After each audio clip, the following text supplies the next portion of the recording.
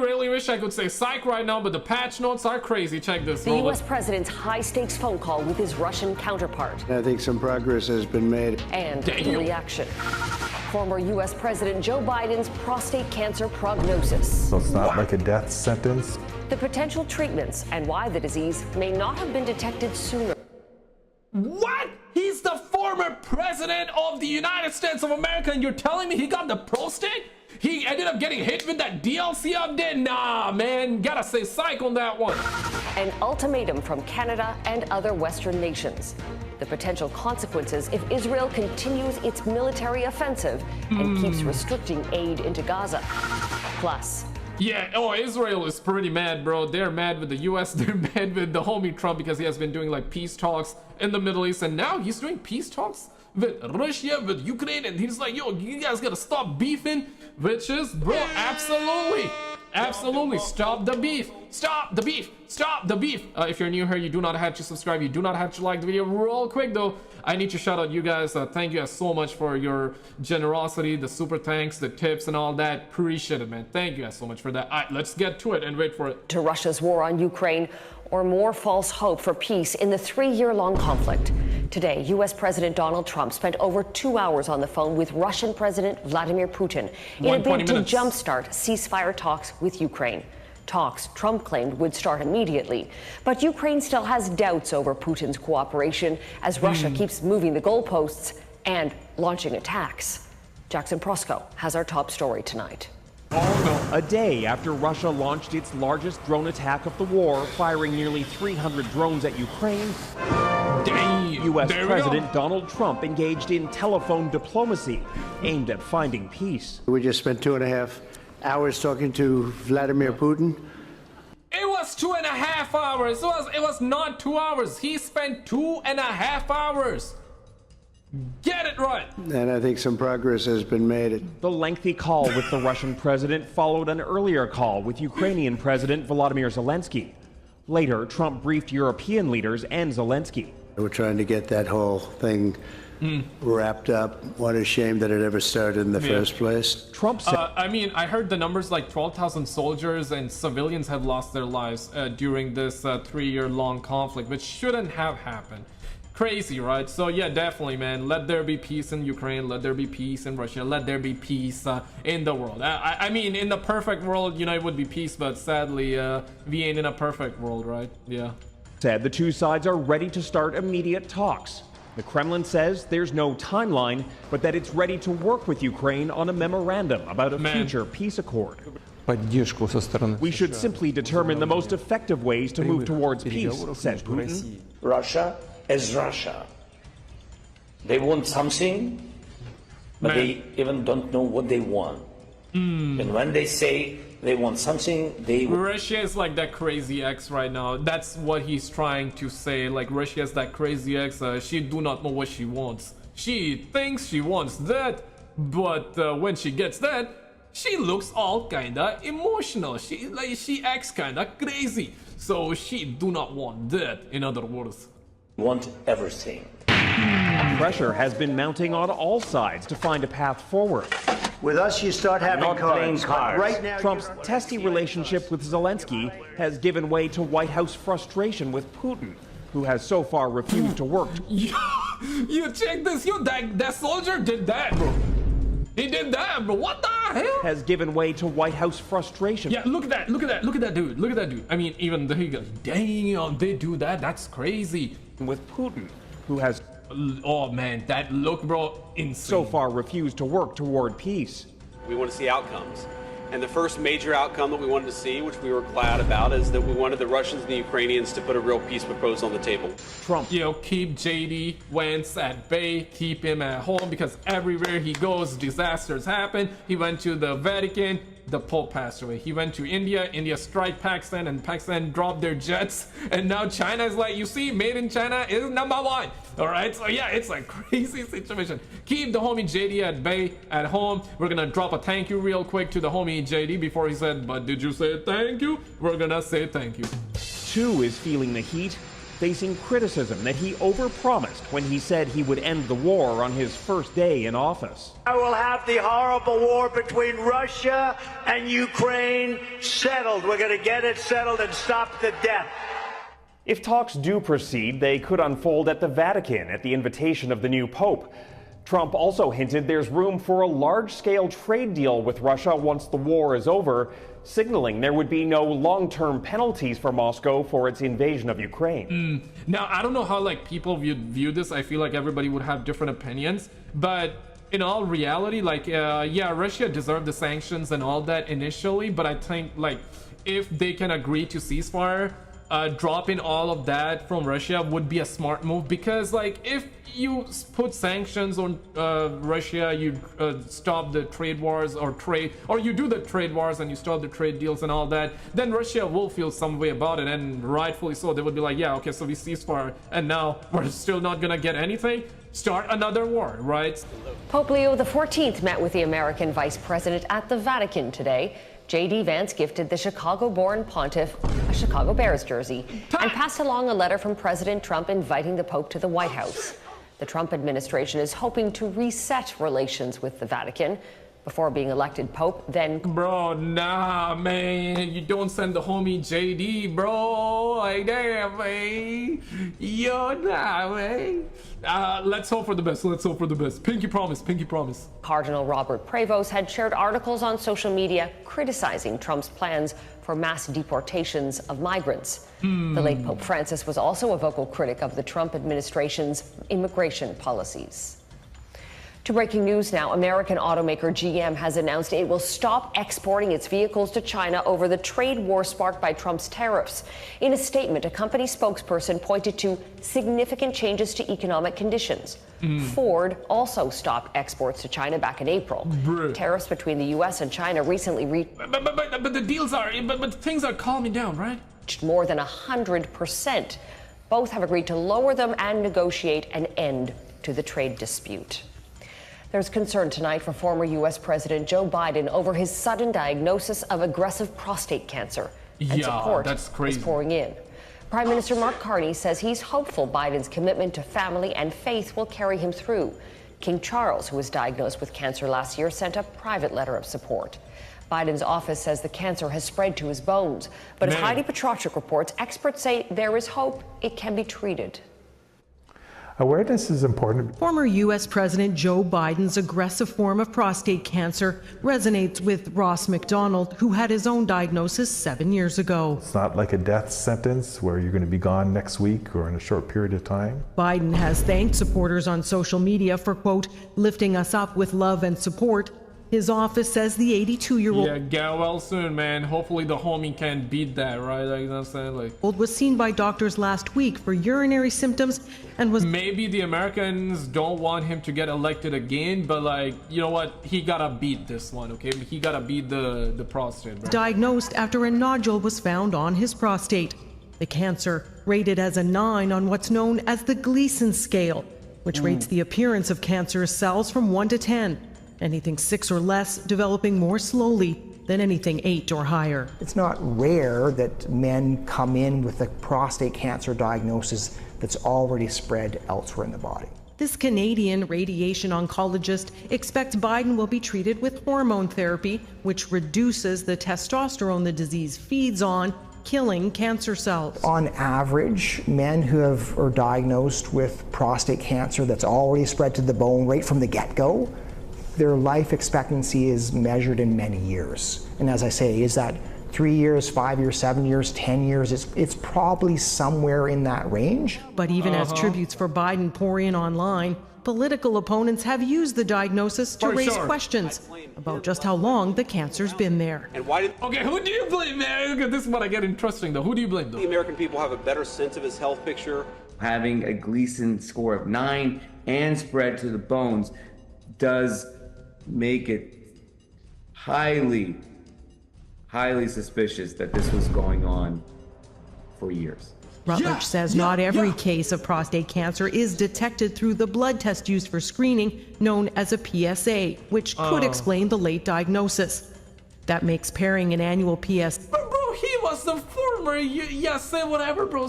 I wish I could say psych too, but like, damn, he was the former president of the goddamn United States of America, bruh. So how did you? He should have had some of the, not some, but the best of healthcare. What happened, bro? What happened? Say man? with physical exams all the more important, a lesson in best possible prevention from this high-profile case. Heidi Pachacek, Global News, Halifax. Families in Mexico are grieving the loss of two one. naval cadets who died Saturday night after their ship crashed into New York's Brooklyn Bridge. The sailors were a 20-year-old woman and 23-year-old man, and they were among dozens standing on the ship's masts when it collided with the bridge. Their bodies are set to be returned home. Yo, that's crazy. Okay, I just I heard about the story and I saw the clip over on X or Twitter, but I didn't think anybody passed away, man. That's crazy. That's sad. Rest in peace to the people that passed away, and you know, condolences to the family for sure. But yeah, no, I just saw like it crashed into the bridge, and you know, the top of the ship actually just, yeah, understandably broke in half, but there were no one on top of them, so I thought like it was okay, so it crashed in and that was about it. But damn, man, that's wild. Soon. Separate investigations into the incident are now underway by both the Mexican Navy and U.S. transportation authorities. This is the start of a long process. We will not be drawing any conclusions. We will not speculate. Too late for that. We will also not be determining the probable cause while we're on scene. But we need to know the probable cause so we can prevent it in the future, right? Like, what happened? It was probably tall, right? Maybe the bridge should have been opened or something like that. Okay, I'm making shit up right now. But we need to know like what caused it. So we need to get to the root cause of it so it doesn't happen again, you know? New York City police say the ship lost power as it departed the city's harbor and was pulled by the river's current into the bridge. More than 20 other sailors were injured.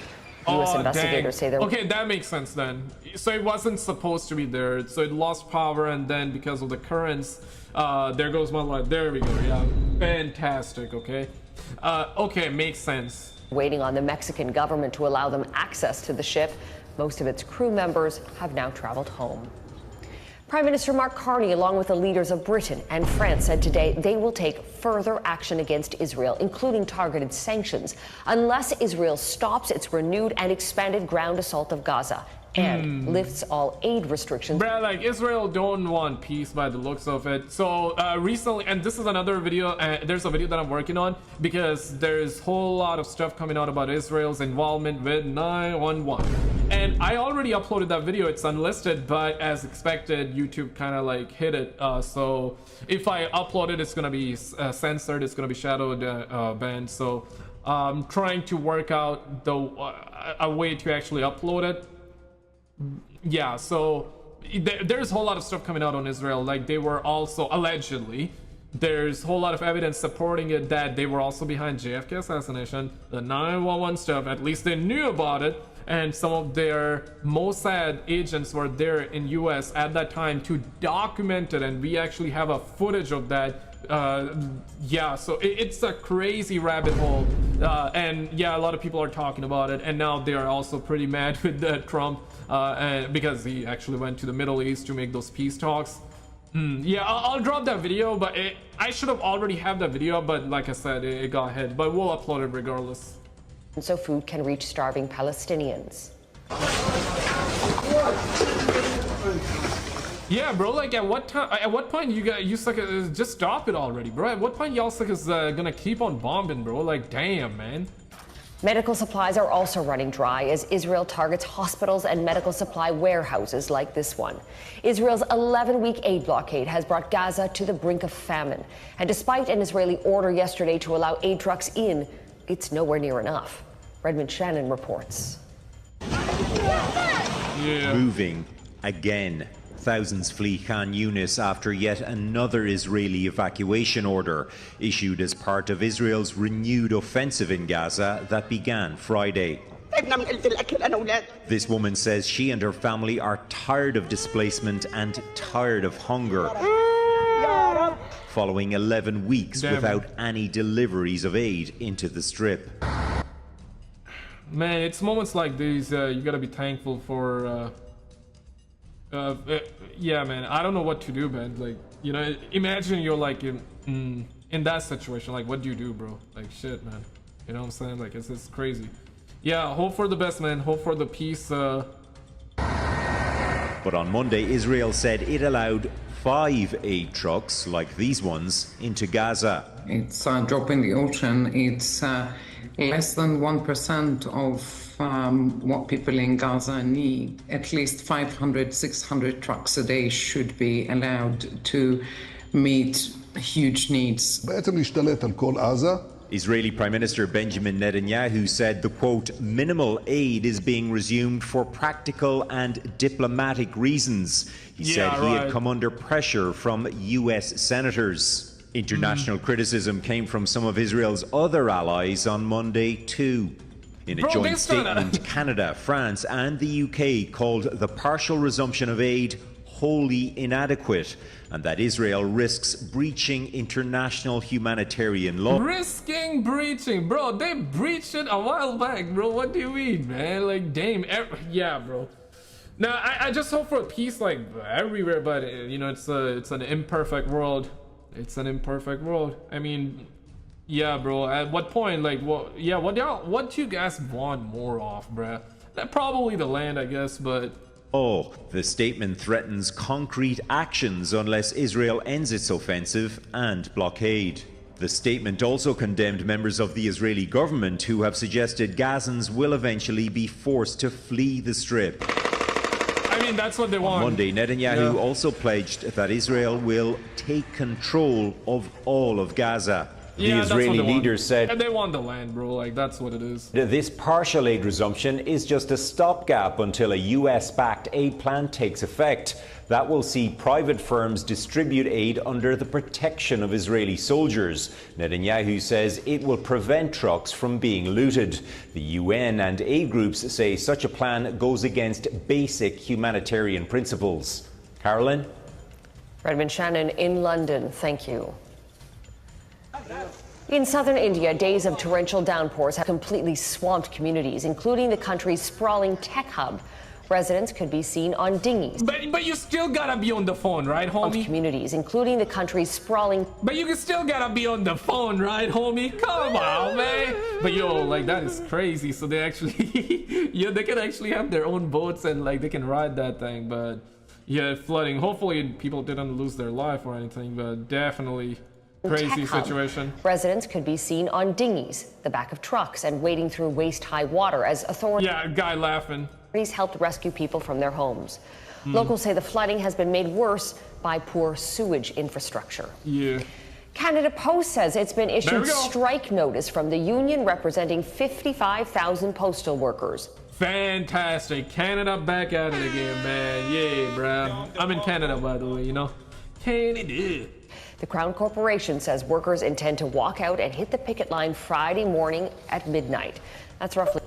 Bro, okay, maybe I'm mishearing this, but like, what the hell? Yo, please don't do it, man. If you did not know, Canada Post actually went on a strike, I believe around November last year, October, November. So yeah, they did it for, I believe, 2-3 months, solid 2-3 months, and the mails were... Yeah, we were not receiving mails. Oh, shit. Actually, dead ass, we were not receiving mails, and we did not receive it for months. And there was so much of the back catalog because they had mails and they kept it at their warehouses, so they were not delivering none of that. They were like, we go on a strike, we go on a strike. And then they lifted, so it took some time. Now, please don't tell me that they're gonna go on a strike again, man. Come on, man. Good Lord, bro. At least 6 months since the last job action, as negotiations for a new collective agreement stall. The Postal Service is also facing financial struggles. A recent report by a federal mediator found the company is effectively bankrupt. Damn. Hundreds of people in northwestern Ontario have been forced from their homes due to threatening wildfires. While across the border in Manitoba, 13 fires are burning, 3 of them out of control. Fortunately, the fire in Lac du Bonny is now being held. That fire killed 2 people. What happened? What happened? I never heard any story. I feel like now it should be good, but you know, we had the Palisade, Los Angeles, Californian fires that happened. We were hearing a lot, but then it's like nothing after that. So I suppose they were under control. But any of you around that area, yeah, let us know. Or any of you around this Ontario, Manitoba area too, let us know in the comments. People and destroyed dozens of homes last week. Her Singh has the latest on the firefight on both sides of the border. Both sides. While okay, some even rain US, and then? a temperature drop have helped Manitoba communities fighting wildfires in the east, it's still a fight to get the upper hand.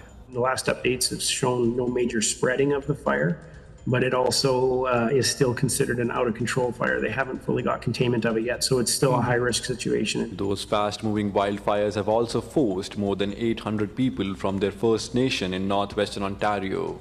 Ken Pickering, who was forced to flee Whiteshell, says the community was surrounded by multiple wildfires and an early evacuation was the right move. Got the Nopaming fire above us, we've got Lac du Bonnet that's still burning, and the one on the east. So we've got we're surrounded by three considered out-of-control fires. So I think Manitoba Parks is playing it safe. And over at Lac du Bonnet, where 2 people died, more than 28 properties were lost and countless wildlife. The magnitude, we were advised that it was burning at over 1600 degrees and it was jumping ahead, it was traveling at over 5 kilometers an hour. It was like, it's a demon that has a mind of its own. About 1,000 residents were told to leave and some have been able to return. Okay, why you gotta sound like so dramatic? I know, I mean, it's pretty bad, but like, some were unable to leave, therefore they did not leave. And after that, they actually left. Okay, bro, come on, man. Start like... Estimate approximately 150 last night into that zone number 6, where the restrictions were lifted. The situation is far from over, and precautions... The situation is far from over. ...will be prioritized before letting anybody back in. Her Singh... the way he's talking. Wendigo! Straight ahead, no! Yo, the Wendigo situation. Yeah, I'm thinking about those kind of Wendigos, those creepy bastards. Global News, Winnipeg. Did you see this video? Yeah, speaking of the Wendigos, right? Them twats, them aliens, this, that, the other. Yeah, click on this video on the screen, bro. Yes, check this one out. This video right here, exactly this one. Check it out and I'll see you right there. You're gonna love it.